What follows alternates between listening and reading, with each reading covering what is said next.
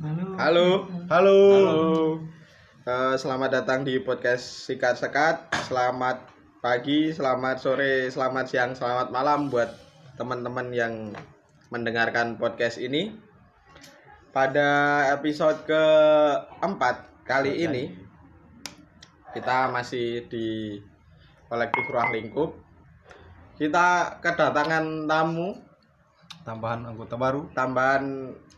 yang tamu akan memberikan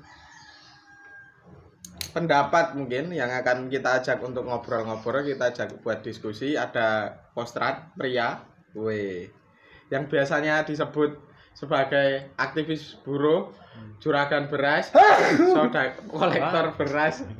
Wah, mlebu lho, Des. Oke. Yang lain-lain mungkin udah di beberapa podcast kita udah kenalan biar Mempersingkat waktu. mempersingkat waktu karena bahasanya mungkin bakal panjang ya untuk ke episode keempat ini. Ini kan selain corona ada satu isu yang patut buat kita bahas di hari-hari ini, di beberapa bulan terakhir ini, yaitu Omnibus Law. Akhirnya itu Kita membahas itu juga. Setelah sekian lama kita tidak jadi bahas Omnibus Law karena podcast neng tengah dalan kakean gojekan, tapi ya enggak apa-apa karena sak-sake kita. Hari ini akhirnya kita membahas Omnibus Law.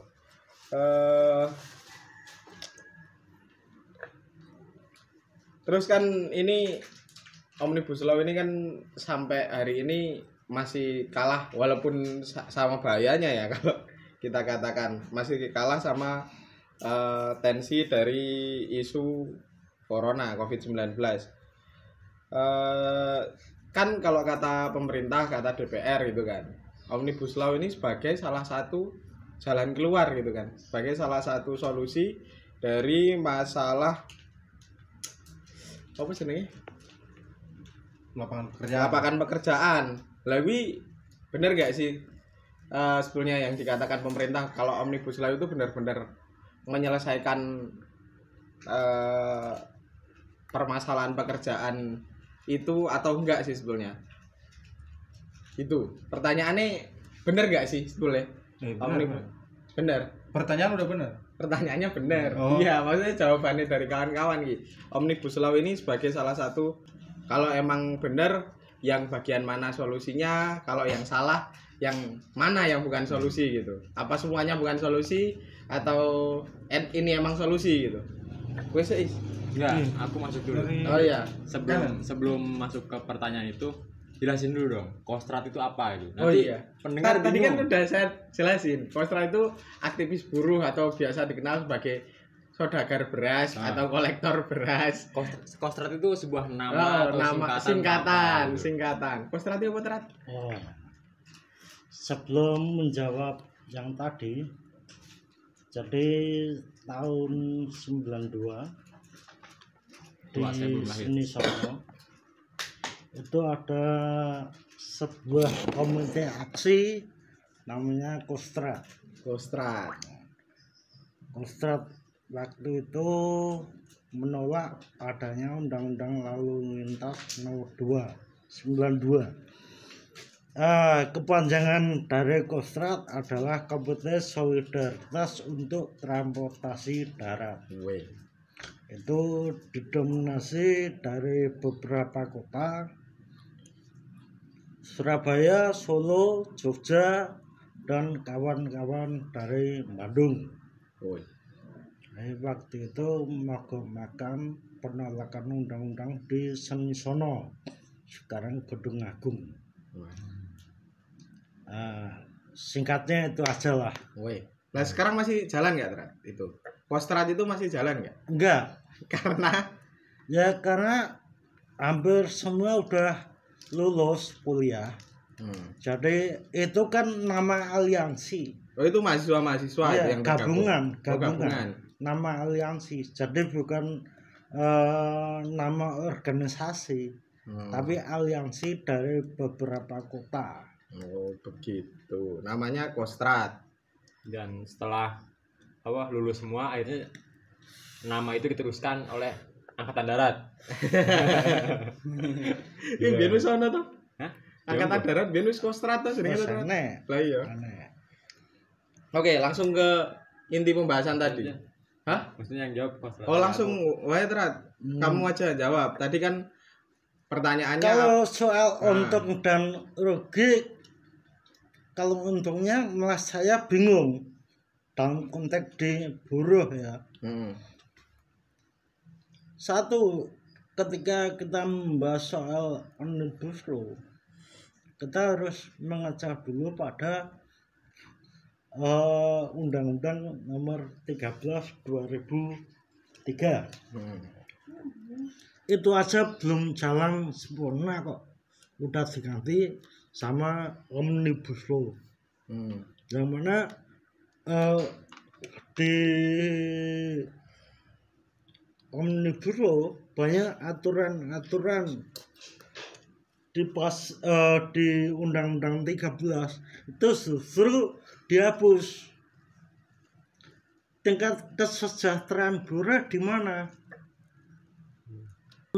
Untungnya di mana? Sekarang cuti haid dihilangkan, upah dipangkas. Untung buruh di mana?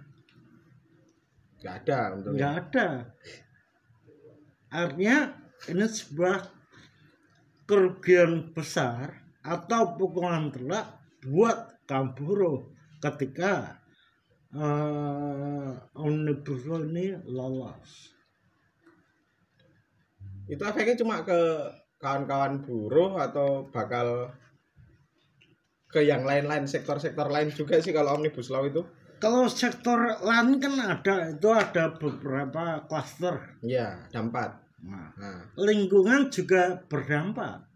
pasti. Untungnya di mana ketika banyak pabrik-pabrik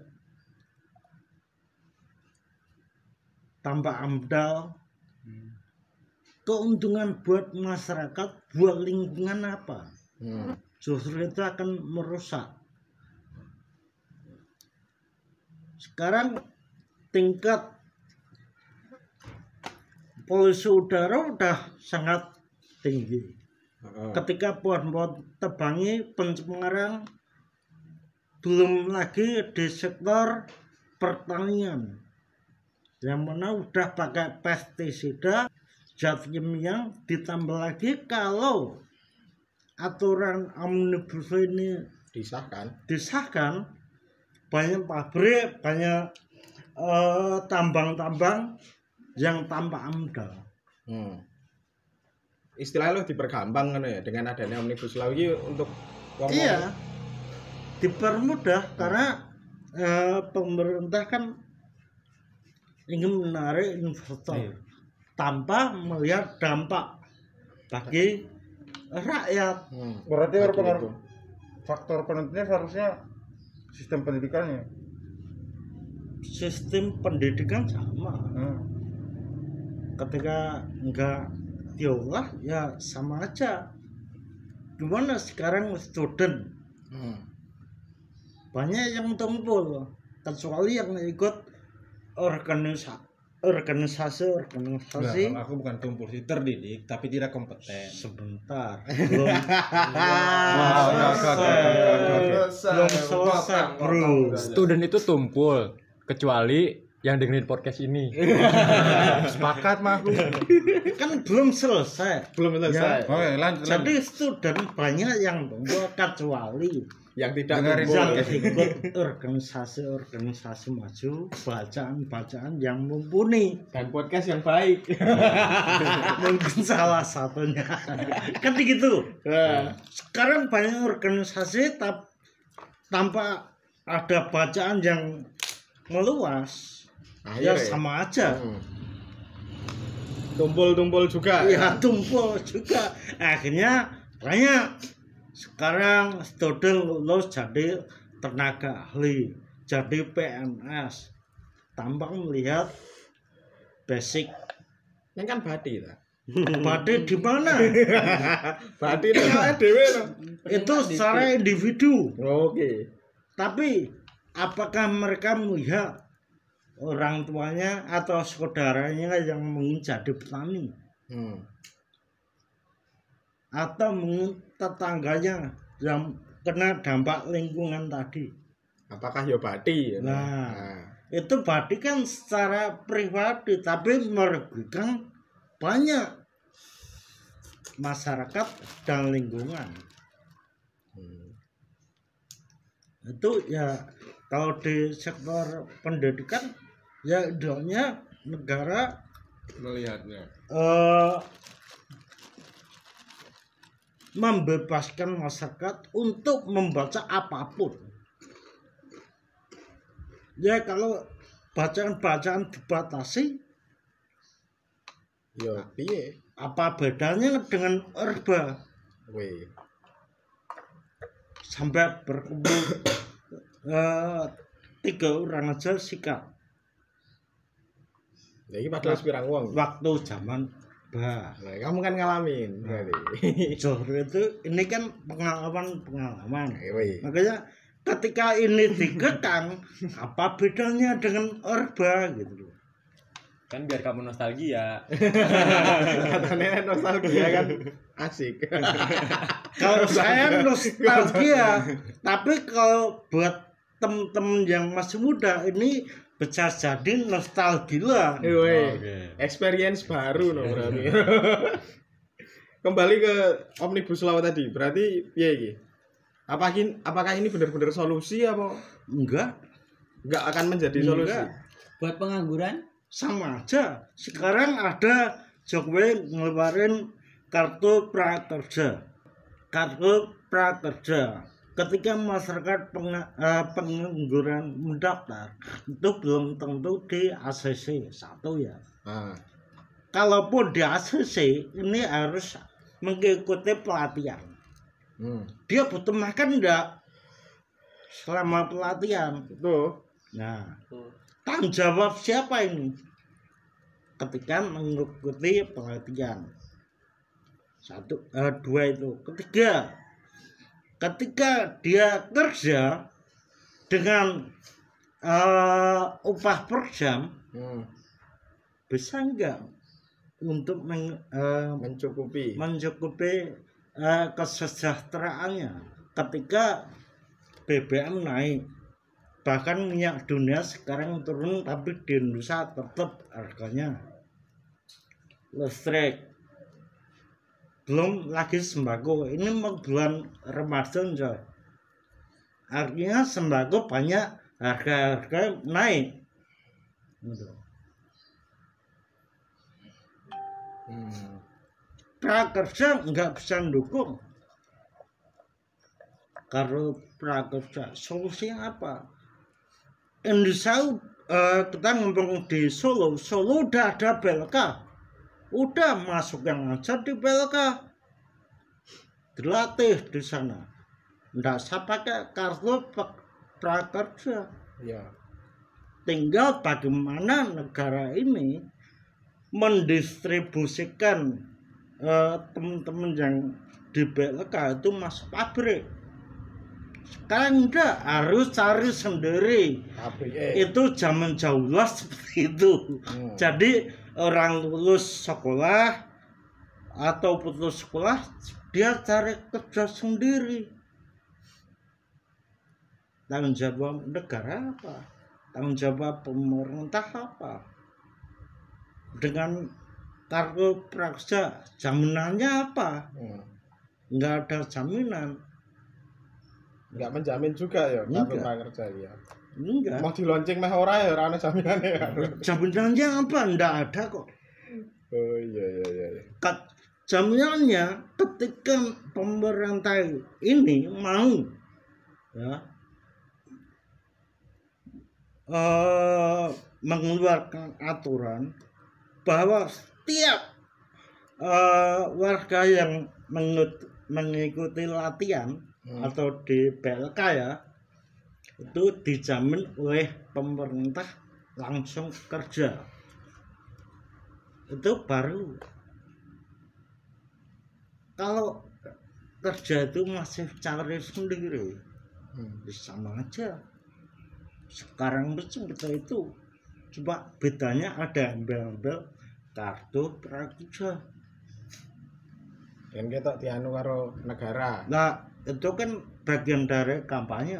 Nah, Jangan lupa kampanye. Jane kayak Menloker lho. Menteri Lowongan Kerja itu. Betina update loker terus. lah tawarannya bagus. Menloker. Kementerian Lowongan Kerja. Bangsat. Di bawah naungan Menangkar.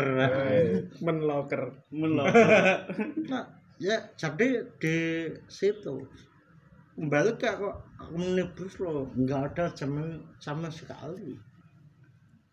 Tidak ada jaminan sama sekali. Masih ada tambahan lagi, Trat? Apa kita lanjut nanti lagi ke teman-teman yang lain dulu? Tadi kan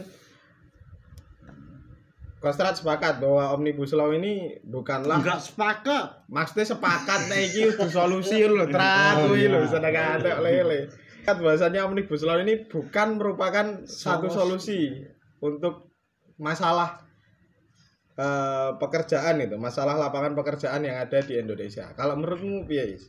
Aku mah pertama logika yang dipakai oleh negara ya dalam hal ini, mereka memang menganggap bahwa kurangnya investasi di Indonesia itu adalah penyebab, investor yang masuk ke Indonesia itu adalah penyebab kelangkaan lapangan pekerjaan, sehingga dibutuhkan untuk melonggarkan regulasi ini gitu loh, yang bisa menunjang atau bisa memfasilitasi investasi masuk supaya membuka lapangan pekerjaan. Jadi logika yang dipakai adalah investasi, terus lapangan pekerjaan, kesejahteraan. Jadi dari investasi merupakan faktor penentu bagi mereka. Padahal penentu kesejahteraan gitu. Padahal yang kalau kita lihat data ya, kalau seandainya masyarakat Indonesia lihat data, kita kasih contoh data 2010 sampai 2016 lah kalau tidak salah itu. 2010 itu investasi meningkat. Investasi itu 300%. Ujungnya tetap turun. Lapangan pekerjaan tuh, pengangguran makin meningkat. Pengangguran makin meningkat. Nah, sebenarnya ini masalah ini kan udah pernah ketika kita membahas tentang masalah RUU Ketenagakerjaan dulu di UNS dulu. Itu sudah aku sampaikan ketika waktu itu memantik diskusi di sana, bahwa sebenarnya permasalahan di kita itu adalah apa gitu loh, akses sumber daya gitu loh.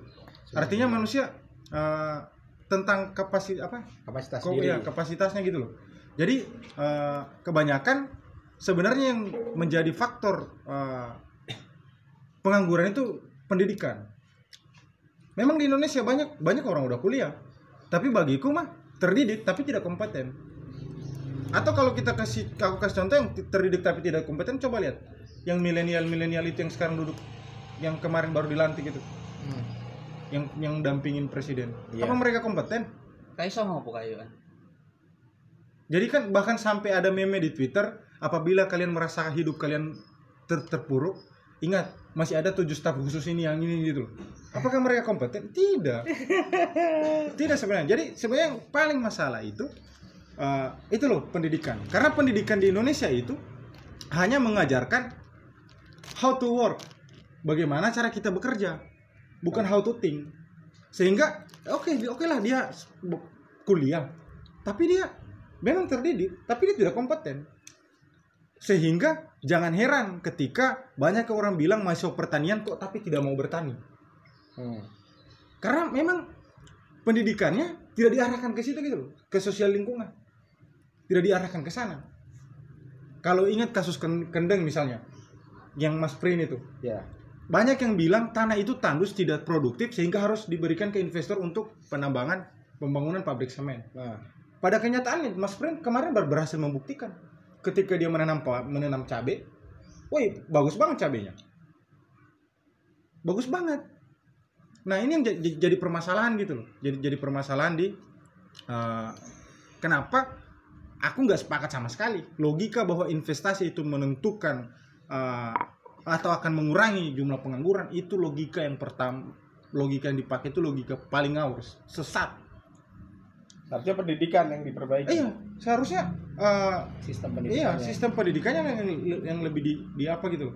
Karena pada kenyataannya sampai sekarang pun ketika RU ini disahkan, lalu kemudian memang ini dijalankan dengan sistem pendidikan yang seperti ini, 1000% manusia akan disingkirkan oleh mesin. Karena logika yang dipakai itu investasi, lapangan pekerjaan, kesejahteraan. Padahal kita tahu namanya investasi masuk tidak mungkin mereka bukan untuk menciptakan profit. Maka aku bilang bahwa ini bukan cipta kerja, ya cipta profit, Cipta keuntungan. karena dengan regulasi yang makin dilonggarkan, maka akses investor terhadap sumber daya alam itu barbar. Dan lebih seenaknya gitu ya. Lebih seenaknya mereka karena berbagai macam regulasi dipangkas gitu loh, dihilangkan. Nah, ini yang jadi bagiku logika yang dipakai sesat gitu loh. Harusnya tingkatkan akses sumber daya, baru itu kesejahteraan akan mengikutinya. Tapi ketika investasi lalu lapangan pekerjaan, kesejahteraan, itu logika sesat. Karena pada kenyataannya bukan itu problem penyebab pengangguran di Indonesia makin meningkat. Jadi ya aku ya secara pribadi sama sekali tidak pernah sepakat dengan logika yang dipakai dalam RUU Ketenagakerjaan ini. Sama sekali tidak sepakat bahwa investasi yang akan menentukan Indonesia Lebih sejahtera. masyarakatnya lebih sejahtera, lapangan pekerjaan lebih terbuka. Karena bukan itu penentunya. Bukanlah investasi. Seharusnya sumber dayanya dulu yang ditingkatkan. Sistem pendidikannya diperbaiki. Jangan hanya karena kalau kita lihat sekarang sistem pendidikan itu makin tinggi pendidikan, makin sedikit pilihan. Kan? Makin tinggi pendidikan, makin sedikit pilihan. Yang terus di kampus misalnya, aku sebagai mahasiswa juga di kampus misalnya, yang diajarkan ke kita itu bagaimana caranya kita jadi tenaga kerja, jadi faktor produksi kan, otomatis tenaga kerja. Nah, how to work yang diajarkan terus menerus. Pokoknya maka jangan heran karena ini kenapa sampai banyak sekali buzzer RP tiba-tiba dikerahkan dan masih terjadi di perdebatan di publik ya, perdebatan di masyarakat. Kenapa? Ada yang pro, ada yang tidak. Karena memang itu logika juga sudah bertahan, udah lama gitu loh ada di masyarakat. Logika, misalnya anaknya Dan diamini gitu kan. Anaknya begitu dikuliahkan, pokoknya bagaimana caranya setelah kuliah dia harus kerja. Orientasinya kerja doang. Ketika anaknya udah kuliah tinggi-tinggi dan ternyata anaknya menghadapi sendiri, oh ternyata anjir ini lapangan pekerjaan begini gitu loh. Sehingga ketika dia tidak mampu mengakses lapangan pekerjaan, dia tidak bisa mengembangkan dirinya, tidak bisa berinovasi gitu. Karena yang diajarkan how to work doang. Dia hanya menjadi tenaga kerja, hanya menjadi faktor produksi, bukan how to think. Nah itu yang jadi masalah. Makanya ini sengaja aku sampaikan ini karena aku aslinya pengennya orang yang mendengarkan ini podcast ini, terutama kawan-kawan mahasiswa itu paham gitu loh. Kenapa tanggung jawab untuk menolak RUU Omnibus Law Cilaka ini itu bukan hanya ada di serikat buruh atau di gerakan buruh, tapi juga di mahasiswa. Karena kita juga calon buruh. Iya. Kita ini adalah calon tentara produksi gitu, tentara pabrik. Orang-orang yang akan disiapkan ya pada akhirnya pekerjaan. Nah, dengan dilonggarkan dengan disahkan Omnibus Law ini, yang seperti Kostrad bilang tadi, pengusaha akan semakin semena-mena gitu loh. Akan semakin gampang begitu kamu ini mereka mau mogok ya. Mereka mau mogok, mau protes apa? Sudah, aku masih punya cadangan banyak di belakang. Contoh terbaru dan ini sudah terlaksana adalah yang terjadi di buruh AIS. Ketika buruh AIS melakukan mogok, manajemen buka lowongan. Dan tiba-tiba orang-orang yang mogok itu dikirimin surat cinta, pemutusan hubungan kerja. Dikirimin surat cinta. Nah, apalagi kalau seandainya ini disahkan gitu loh. Yang dimana investasi yang didewakan. Karena RUU ini memakai logika investasi adalah faktor utama dalam membuka lapangan pekerjaan. Nah ini kawan-kawan mahasiswa, oke lah. Ya aku bisa mau bilang ya kayak ternak sih mereka. Soalnya mikir diri sendiri gitu loh. Terus habis itu keluar-keluar kok Indonesia nggak maju-maju. Bagaimana Indonesia mau maju? Bagaimana rakyat Indonesia akan sejahtera? Kalau kalian mengedepankan kepentingan kalian sendiri baru kepentingan bersama. Seharusnya yang dikedepankan adalah kepentingan bersama. Nah, kalau dikedepankan kepentingan bersama, karena ini kepentingan bersama, kepentingan pribadi kita akan ngikut gitu loh. Nah, cuma yang dipakai oleh Indonesia, aku sejahtera dulu. Misalnya dalam aksi ya, ini logika yang sering aku dengar dalam kawan-kawan gerakan yang selalu mengaku revolusioner di BEM. Nah, anak-anak, aku sebel ini karena ini logika ini beberapa kali aku dengar. Pertama, yang selalu mereka bilang adalah, gak apa-apa, nanti aku kerja dulu, aku yang akan membiayai gerakan kalian. Matamu. Sebenarnya kita bisa bangun usaha kolektif gitu loh. Iya. Untuk membiayai perjuangan kita. Dan kita bisa bikin dana juang gitu, ngumpulin dana juang untuk saling mensupport gerakan kita. Sudah banyak kok yang mencontohkan itu. Siapa yang membantu Che Guevara sama Fidel Castro dulu untuk melakukan revolusi? Atau kawan-kawan di Prancis? Siapa yang membantu mereka kalau bukan dari solidaritas? Logika yang dipakai, aku sukses dulu, nanti aku akan membantu kegiatan-kegiatan kalian. Berkuwi lali. Habis itu lupa gitu loh. Karena logika itu yang dipakai. Ya aku sukses dulu, dan nanti dia selalu menganggap aku belum sukses, anak istriku, siapa yang mau kasih makan? Kan?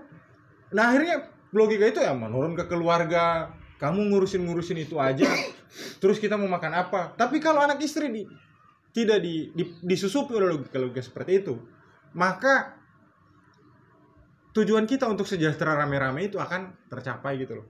Iya. Akan tercapai. Wah mungkin belum sekarang. Ya namanya berjuang, Al-Quran saja bilang berusaha-susah dulu, baru senang akan mengikuti innamal yusra itu kan. Setelah Jamrut kesulitan juga bilang gitu. Iya. Kalau Jamrut malah sesat. Rama juga gitu. Kalau Jamrut mah bukan bilang begitu. Jamrut susah dahulu, senang pun tak datang, malah mati kemudian. Nah, kalau Al-Quran jelas dia bilang. Berarti Jamrut malah Jamrut.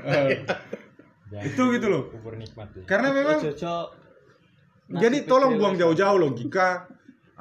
Ya sudah toh semakin tinggi pendidikan atau jangan pakai logika bahwa ketika pendidikan kita makin tinggi itu dengan sistem pendidikan yang kacau di Indonesia seperti ini yang hanya mengajarkan untuk jadi tenaga kerja, jangan berpikir bahwa kita akan dengan mudah mendapat pekerjaan. Oke, kamu akan dapat dengan mudah pekerjaan kecuali kamu yang pertama anak oligarki. Akan dengan mudah pasti itu. Pasti akan dengan mudah. Atau bapakmu pimpinan perusahaan. Sedangkan orang di Indonesia yang jelas lebih banyak orang miskin. Terus kamu keluar. Aku secara pribadi sebel banget sama Tirta itu. Dokter Tirta itu. Dia sering keluar. Iya karena kamu kaya. Kamu influencer. Sebel banget aku lihat dia maki-maki. Sepatunya apa-apa. Oh, karena kamu apa? Punya banyak karyawan yang bisa kamu suruh-suruh. Gitu loh. Terus kamu bilang kapan lo mau maju kalau lo cuma kerjaannya gini. Anjir. Terus kamu udah tahu ada satu yang akan mengancam kehidupan banyak orang Indonesia, malah kamu gak bersuara soal itu. Itu loh, ini yang jadi aduh. Namanya logika borjuis begitu lah. Ya, dia seperti itu. Dan si Tirta ini kalau aku ya sangat viral dia. Iya. Cuma ya aku secara pribadi nggak senang dengan kata-katanya. Terserah dia mau maki lagi aku habis ini. Kan dia kan tentu dengerin podcast ini. Dia dulu kan sering memaki-maki. Ya aku bilang aku nggak sepakat dengan apa yang dia bilang. Iya, aku nggak sepakat dengan apa yang dia bilang. Haters. Ini loh, yang ada yang darurat. Oke lah, corona darurat. Ini juga darurat, sama-sama darurat. Sama-sama mematikan. Sama-sama mematikan. Setelah corona selesai, kalau RU ketenaga kerjaan ini Omnibus Law ini sah, ya udah ujungnya tetap kita mati. Toko sepatumu tambah oke. Kamu doang yang hidup gitu kan. Iya. Nah, karena itu logika yang dibangun gitu loh sama mereka. Logika ya kalau negara menganggap logika dipakai negara investasi kalau negara menganggap investasi adalah faktor penentu dalam membuka lapangan pekerjaan, kalau orang-orang seperti kalau orang-orang kebanyakan ini yang sudah kaya dan tiba-tiba ngoceh-ngoceh, itu yang selalu mereka bilang, ini yang buah dari hasil kerja keras. Karena aku berusaha mati-matian, aku sabar, rajin menabung, aku akhirnya bisa membuka usaha ini gitu loh. Mulailah diceritakan kisahnya, aku jualan bakso dulu di kampus, terus tiba-tiba atau aku jualan gorengan lah di lampu merah. Banyak selalu dibilang begitu karena aku dulu sabar banget gitu. Lalu ku tabung modal. Akhirnya apa? Dia jadi bos. Tenaga kerjanya dia punya karyawan. Apa karyawannya itu kurang rajin? Karyawannya itu rajin banget. Dan banyak sekali buruh yang sangat rajin, bertahun-tahun dia bekerja, berusaha, ujung-ujungnya miskin. Kenapa tidak mempunyai akses yang sama seperti orang-orang yang seperti ini? Oh, mungkin berakit-rakit ke hulu malah mati kemudian. Benar kata Jamrud. Nah, iki. Benar kata Jamrud. Kalau dalam hal ini, benar kata Jamrud. Tapi kalau dalam usaha sama-sama, kalau kita usaha sama-sama, benar kata Al-Quran. Aku mau nyeretuk tadi, tapi nggak jadi. Begitu sih kalau aku. Kalau aku nambahi, bukan hanya di pendidikan saja, tapi di tingkat moral bangsa atau moral pejabat. Kenapa kok bisa mempengaruhi itu? Karena mental pejabat kita korup. Itu yang menghambat. Oh iya, nanti akan jadi begitu juga. Kalau seandainya RU. Jadi gini, jujur, ketika orang itu kaya, dia akan dengan mudah bikin pabrik atau bikin kafe, dengan mudah. Gitu. Iya. Ini namanya invest kan itu. Sama. Ketika moral pejabat kita korup, cukong-cukong luar ini dengan asiknya masuk tapi di korup gitu. Artinya kembali ke tadi kepentingan pribadi, saya dapat fee, keuntungan pribadi, tapi mengatasnamakan kepentingan rakyat. Intinya ada beberapa orang yang menikmati. Setelah itu siapa yang menanggung? Rakyat. Rakyat turunan membayar utang. Nah, itu moral pejabat harus diperbaiki. Terus kembali kesejahteraan. Setelah ketika rakyat itu dibebaskan, bukan berarti tanpa aturan ya. Ada aturan.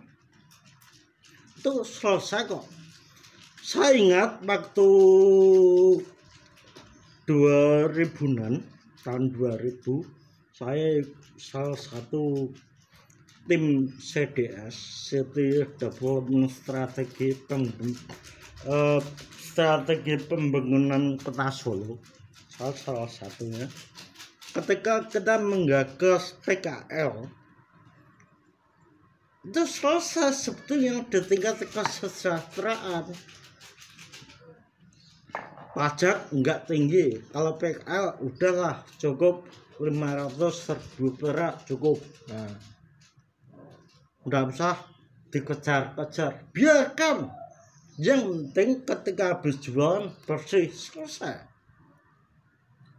Sekarang jualan dikejar-kejar, nggak boleh jualan alasan kotor dan lain sebagainya, penertiban.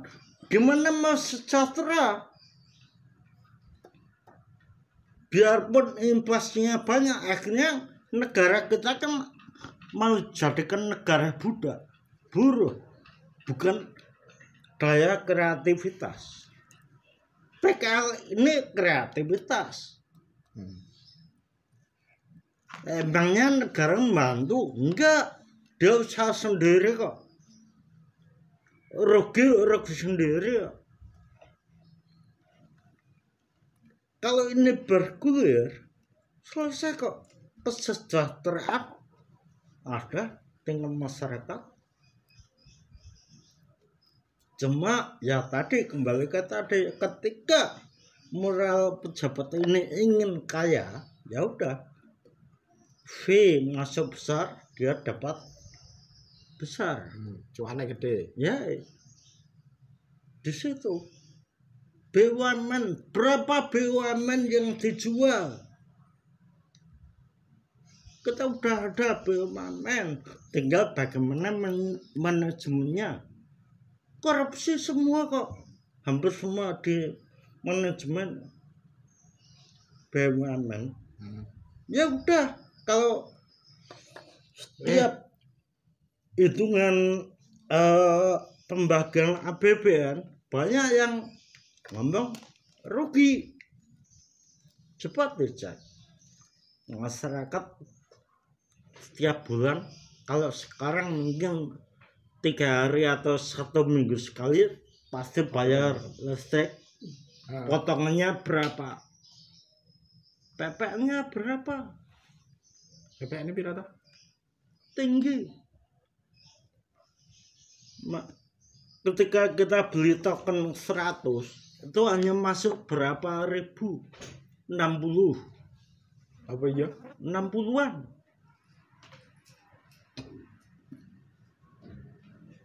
Taruh aja 70 lah. 30 kemana? Kali berapa? Rumah. Kebetulan ngomong rugi, ngomong perawatan. Emang tiap hari ada perawatan? Enggak.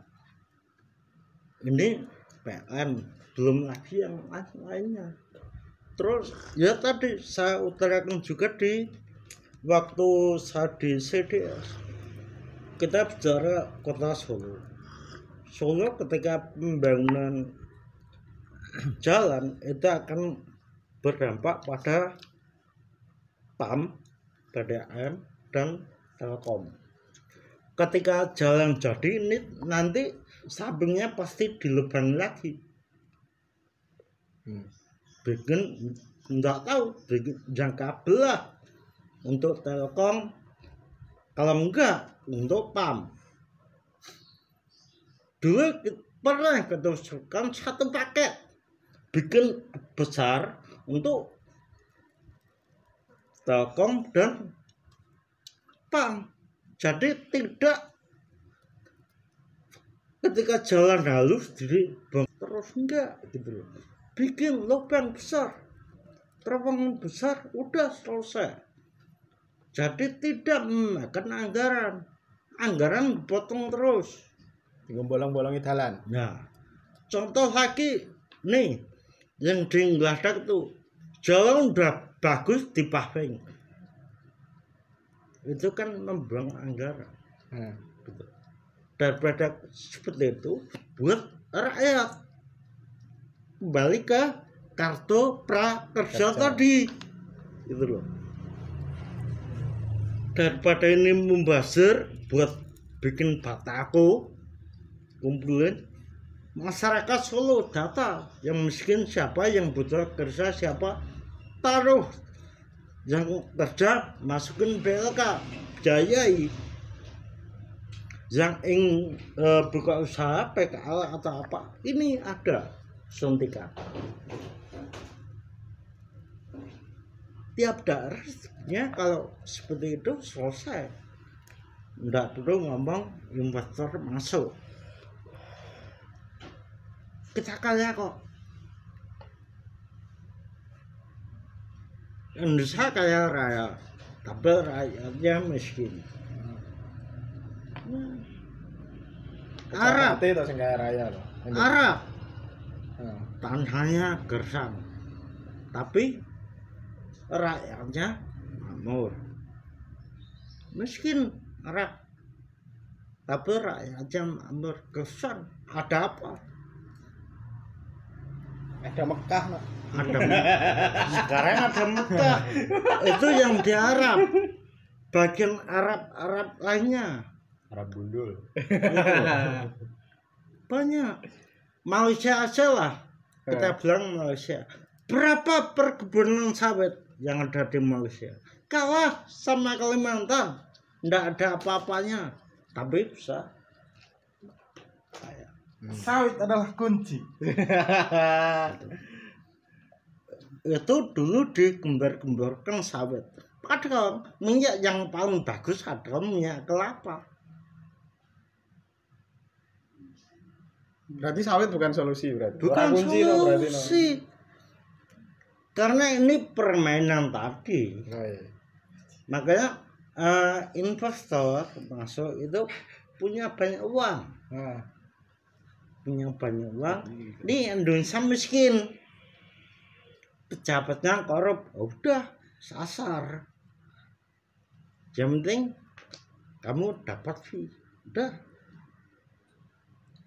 Mbak ya lemah dhewe digarap dhewe ngono lho. lah sapa? Kon Mereka garap karena dilemah. ya dhewe lemah. Itu kampung. Lah iya nek kowe kan dilemah. Yang Lah, di tapi kan di kota, rumah. yang di kota itu berapa sih yang punya kan itu makanya solusinya tadi PKL tadi. Yang petani ya petani garap tanah. Cuma negara juga siap membantu. Sekarang harga beras berapa? Dimonopoli coy. Wih, sembrono. Ini saudagar beras. Itu Pada belum lagi bahan pokok lainnya. Permainan nih. Oh iya jagunge Pak Toy urung didol-dol urung. Regane urung mundhak kok. Nah, karena apa? Negara ndak ngatur di situ. Coba negara mengatur harga jagung sekian. Udah. Harga beras, harga cabai diatur oleh negara. Dibiarkan sama tengkulak ya jebol. Gimana rakyat mau sejahtera? Ya solusinya tadi. Nggak usah jadi petani, kamu jadi buruh aja. Aku siapkan kartu prakerja. Itu solusi bagi mereka. Tapi apakah itu solusi bagi kesejahteraan rakyat? Nah, akhirnya aku juga kepikiran. Dari kan pertanyaanmu itu Omnibus Law itu solusi atau bukan kan? Nah, Kalau menurutku itu solusi. solusi apa? Tapi buat siapa dulu gitu kan? Solusi? Iya, gara-gara corona ini kan investasi kan turun nih. Nah, cepat-cepat lah Omnibus Law itu disahkan. Disahkan. Untuk solusi Solusi apa? supaya investasi naik lagi. Padahal investasi mau masuk gimana orang masih corona juga. Ya kan persiapan buat nanti kalau corona udah selesai. Kecuali kalau anarko jadi itu. Oke, lanjut ke selanjutnya Wak ya. Karena Omnibus Law ini kan sebenarnya bukan cuma satu kita bahas soal lapangan pekerjaan doang kan. Ada 4 apa jenenge? Cluster. Oh, 4 klaster. Klaster apa jenenge? Iya, Heeh. semacam itu. Kuwi ono pertama iya kuwi lapangan kerja. Terus Kerja. cipta kerja, terus Pemindahan ibu kota. pemindahan ibu kota, terus Farmasi. farmasi. Terus sijine apa? Sijine apa? Lingkungan. Lingkungan. Agraria. Investasi. Investasi kita beda karo Omnibus Law, karo cipta kerja toh. Ya ora sih? Apa? Kan ono 4 klaster ki, ono kefarmasian, ono cipta kerja wi mau, ono siji gas Pemindahan ibu kota. pemindahan ibu kota. Lagi siji. Pajak. Pajak. Itu. Oh, perpajakan. Heeh, perpajakan. Iya iya ora itu iki. Iya, Yo perpajakan. nanti bisa dilihat ya kawan-kawan. Salah apa bener ya? Karena kita di sini cuma ngobrol-ngobrol. Apakah itu semua berbahaya? Dari tadi kan kita cuma bahas soal cipta kerja doang nih yang menyangkut ke sini. Apakah keempat-empatnya atau dari RUU Omnibus Law ini semua nggak menciptakan satu solusi sama sekali gitu? Kan ada 4 poin toh. Sekarang saat mau tanya ada pengambil. Untungnya apa? Pemindahan ibu kota. Yo ora ono nek aku. Nah, ya Nek udah. aku siapa tahu ada Loh. gitu. Wah. Itu kamu itu bisa mewakili kan gitu. Siapa tahu kok ono wah lebih cedak gitu Loh. kelewatan. Enggak ada untung. Nggak ada untung-untungnya mau dekat apa jauh. Ya kan blower itu kan kamu itu Sekarang wakil gini loh. rakyat. Tapi di parlemen jalanan. Sekarang gini loh. Ya. Kita nggak usah bicara pemindahan ibu kota. Kita ada wali kota, ada bupati aja. Terhadap masyarakat atau rakyat di daerahnya itu aja udah nindas. Mau dipindah dimanapun tidak pengaruh buat rakyat kecuali yang punya duit. Pindah ning bulan wae. Mau pindah dimanapun dia bisa investasi, bisa beli tanah di sana dengan beli murah, nanti ketika jadi ibu kota bisa harga tinggi. Bagi KMK atau petani nggak ada untungnya, rugi karena sawah atau perkebunan di sana pasti dibeli murah kok, enggak sikat. Kamu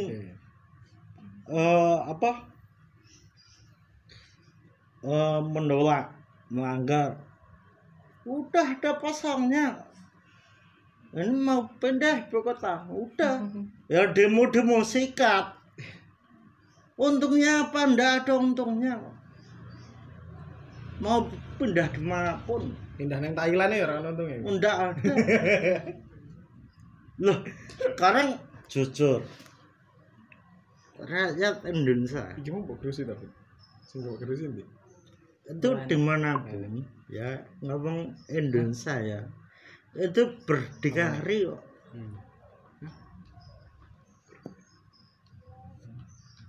Berdikari. Ora apa-apa krungu ning podcast ra apa-apa. Nyantai wae. Sing ngrungokne. Gitu loh. Bocah dhewe. Sekarang jangan jadi petani dia bisa ini, kalau jam dulu bisa tukaran barang. Udah nggak butuh diatur negara.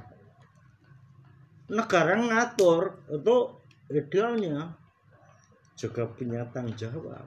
Sekarang ini negara bisanya mengatur tapi tidak mau bertanggung jawab. Terus kan tadi ada 4. Tadi kan yang pertama yang mbok bahas sih masalah sing ibu kota, urgensinya apa. Sing kedua nek perpajakan. Kuwi ana untungnya ra kira-kira Mbak Ade? Ya bagi kita sebagai rakyat kecil yang nggak ada lah.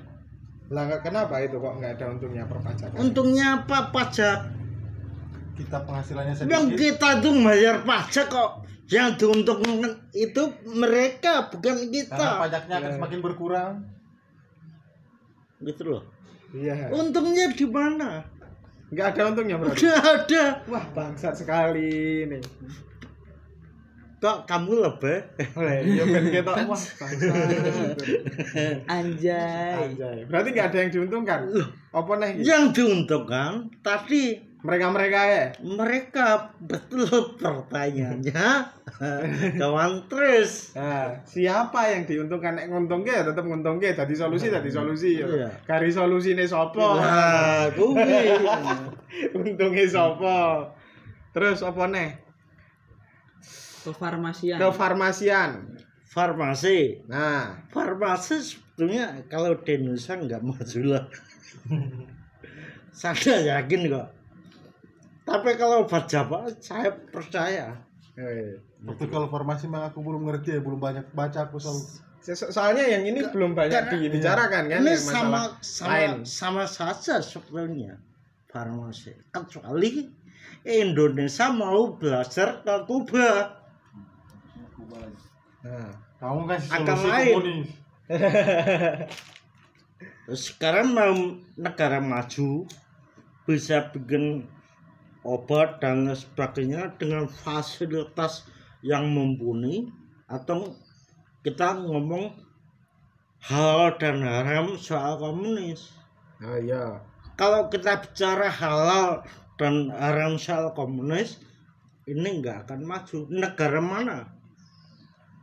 Ketika pandemi corona, banyak dokter kubar ke Cina, selesai kok. Di Indonesia makin marah karena mungkin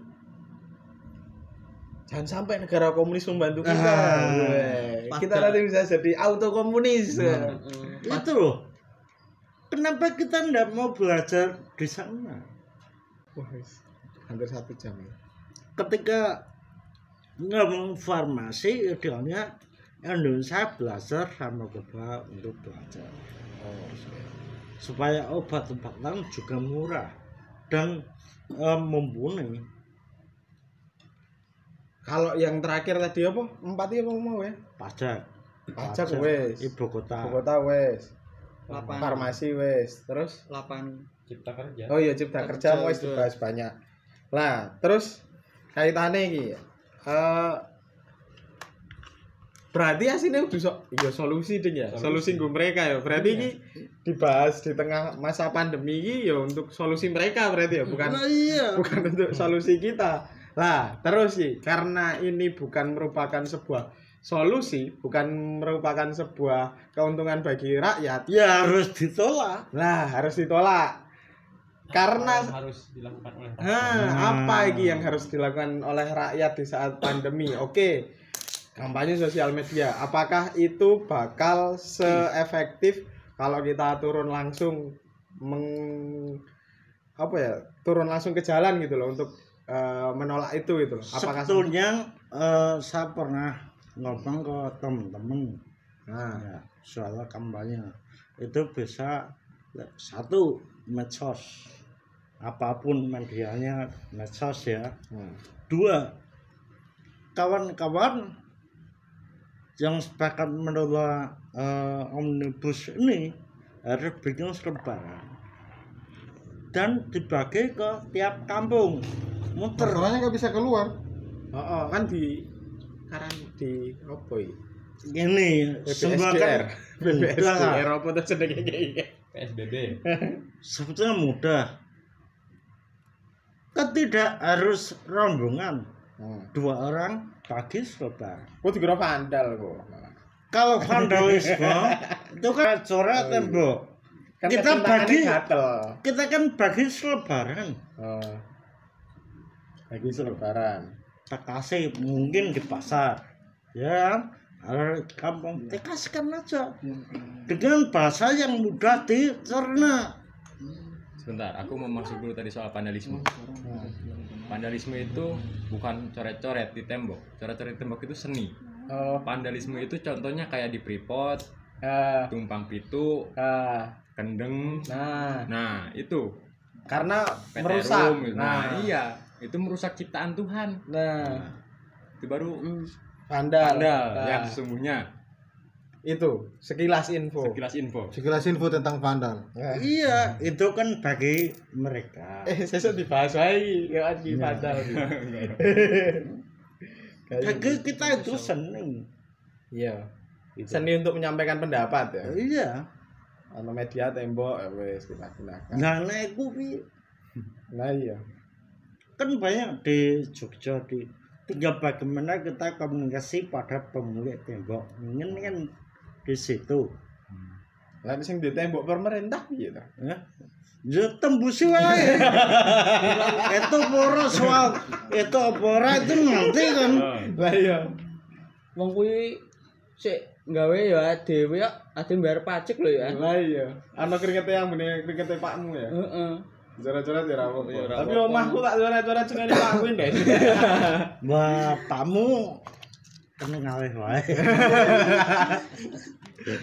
Oke, berarti tetap solusinya campaign lewat sosial Iya, media Ya, semua. dan bagi selebaran. Makanya bagi selebaran misalnya kan tidak cuma satu paket ya. Nah, Itu ada beberapa klaster, ada beberapa pokok masalah. Pakai satu masalah dulu. Satu masalah misal klaster soal cipta kerja. Pak ini dulu nggak Ya. usah semuanya gitu. Kita protoli ya no. Iya, bagi besok lagi bikin lain lagi, besok bikin lain lagi, sampai tuntas, sampai semuanya gitu loh. Ya. Dan pola pembagian kan bisa di pasar, Kampung. kampung, gitu loh. Kalau soal PSBB ya biarin kita datang 2 orang atau berapa orang. Udah tinggal seperti ini planning. Bus kamu pasar sama ini, saya di sana. Udah selesai ngumpul evaluasi. Kampanye media, medsos gimana? Di situ. Tapi kebanyakan teman-teman student kembali lagi ini student ini terlalu dengan gayanya yang penting kayak gini bagus tapi tidak melihat ini dibaca masyarakat, dibaca rakyat nyampe enggak gitu loh. Kita bahasanya ngawang-ngawang Nah, Tidak sesuai dengan kebutuhan rakyat. Nah, Idealnya simpel aja. Nggo basane wong bodon, basa-basa. Misal ambil poin kalau omnibus law disahkan cuti haid akan hilang, cuti hamil hilang, sudah dibagi. Besok pasal apa lagi? Ini ngomong cipta kerja. Besok kalau ini udah tuntas ke klaster lainnya, bagi lagi udah nggak perlu gede-gede. Jadi bisa satu lembar itu beberapa potong. Jadi beberapa lembar gitu loh. Iya. Yang penting tersampaikan rakyat, masyarakat itu inginnya mudah dibaca, mudah dicerna. Kalau pak dengan banyak bacaan, udah paling buat buntel kacang. Iya sih. Makanya dulu sempat saya usulkan ke temen, loh. Kalau aku di situ. Oke. Wes pirang menit mau is? 1 jam lebih. 1 jam lebih. Karena saya juga mau ngambil kain yang lain, dipercepat lagi aja. Ada nggak sih solusi lain di saat pandemi kayak gini gitu? Bagaimana kita caranya untuk mengkampanyekan betapa bahayanya Omnibus Law ini? Kalau bisa, bagaimana cara untuk menggagalkan Omnibus Law ini di tengah masa pandemi di mana kita dilarang kumpul-kumpul, dilarang berkerumun dan segala macam kayak gitu. Ada lagi nggak? Kalau itu aku masih sepakat sih dengan apa yang dikatakan oleh Kostra tadi, bahwa memang apa yang bisa kita lakukan saat ini adalah kampanye media itu. Kampanye media, karena ya aku rasa cukup efektif karena di tengah masyarakat yang sedang di rumah aja ini, kan otomatis mereka akan lebih banyak waktu di rumah. Kerjaannya paling lebih banyak main di gadget ya. Ya itu sih, menggunakan segala kanal media sosial untuk terus mengkampanyekan itu. Atau ini ada cara lagi, kita cari masker, bantuan masker, minta sumbangan masker, sambil disisipin sekelebaran, bagi ke kampung. Kayak masker karo hand sanitizer no ya. Saya jangan. Masker aja. Ayo. Kalau kayak gini ada botol enggak masalah, aku siap bantu gitu loh. Yang penting ada botol. Di plastiki wae no. Ya enggak apa-apa. Cuma lucu lah kalau plastik. Dia paling praktis adalah bikin masker. Mudah di bawah sambil kasih lebaran tadi Oke. ke kampung-kampung.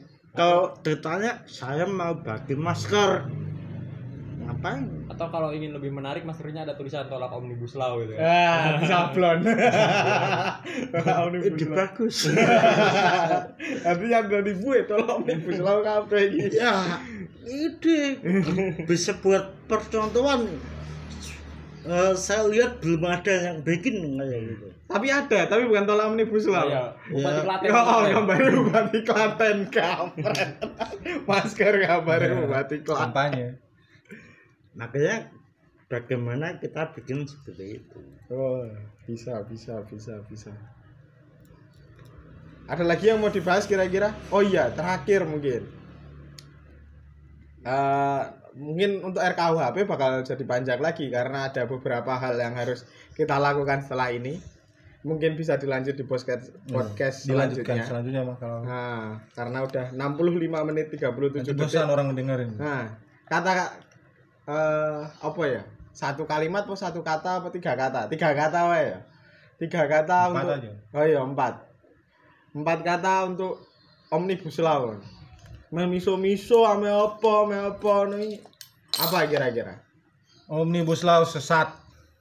Ini 3 kata loh, Omnibus Law sesat. 4 tok.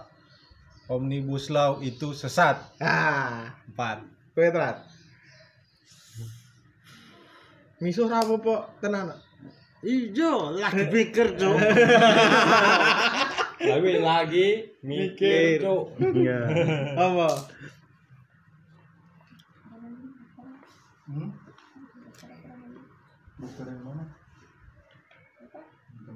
Tolak Omnibus Law sekarang juga. Woi. Wah, lebih Kawan admin.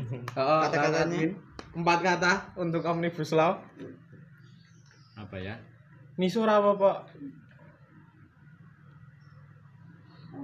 Corona adalah virus. Kapitalisme is pandemik. Nah, Corona adalah virus. Omnibus Law adalah pandemi. ini digabung ora ono kanggo spasi. Pakai. Pelajar menolak Omnibus Law. Heeh. Iya, 3 kata. Jadi ki ana sing belum dibahas ki. Ya berarti ada intinya kudu nolak kabeh ya karena ini bukan solusi buat kita. Solusi buat mereka tok ono. Apa ki? Ayo gagalkan Omnibus Law lur. Ayo gagalkan Omnibus Law lur. Nek kowe apa, Bud? Omnibus nyakitin mulu. Nyakitin mulu. Aku oke ya. Ya ora apa. Bebas ya. Heeh. Oke, mungkin itu saja podcast kali ini. Kita bertemu di podcast selanjutnya. Oh ya, buletin sudah siap cetak dan bakal kita terbitin. Mungkin podcast ini pas keluar, buletin sudah keluar. Iya, yang mau minta buletin follow Instagram. Nah, follow Instagram bisa DM, nanti yang mau dalam bentuk fisik bisa cuma ganti biaya produksi, mungkin 5.000 udah dapat stiker. Yang mau ngeprint sendiri monggo, ada PDF-nya nanti. Terima kasih. Sampai jumpa di podcast selanjutnya. Salam olahraga. Salam.